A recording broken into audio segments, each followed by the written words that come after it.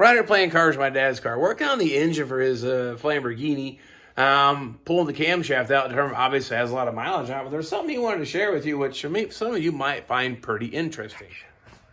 Okay, hey, John showed these earlier, and you see, I saved these two because they were pretty dished.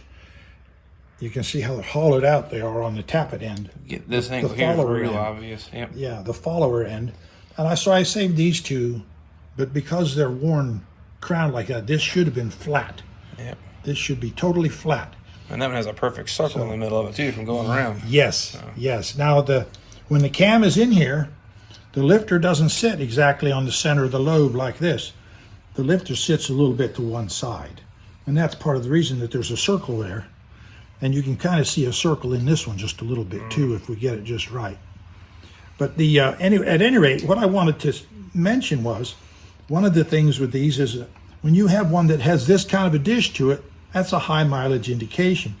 And the mark on the cam, there's a shiny spot where the contact actually occurs because the carbon stays off of it. So you can see right here the contact was right near the edge of the lobe where it's shiny, and it comes up.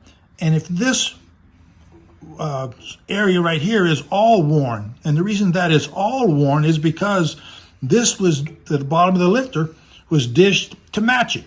So if this didn't have the high mileage on it, the contact would come up, go across, and go back down.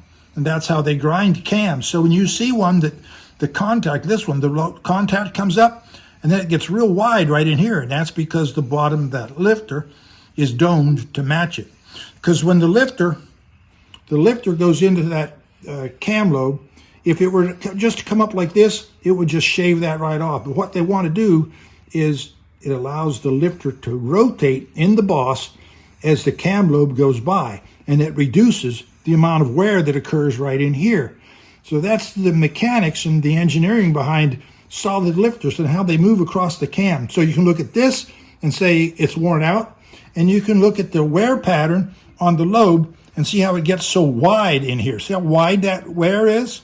That's because this lobe is worn out. The contact point gets real wide.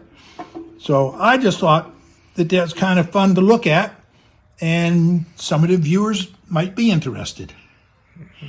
So with that being said, now you understand how a cam works. Now a roller camshaft, totally different. If you were to look at the profile of that cam lobe, like I said, the top of that lobe should be actually angled. Well, these are worn out because those lifters are worn, but it should be at an angle. That's why you can't put a roller lifter on a flat tappet style cam. It just won't work. You'll want to try to induce a spin on it. That's absolute no on a roller camshaft. So old-fashioned stuff here, right? Old people, right? Anyway.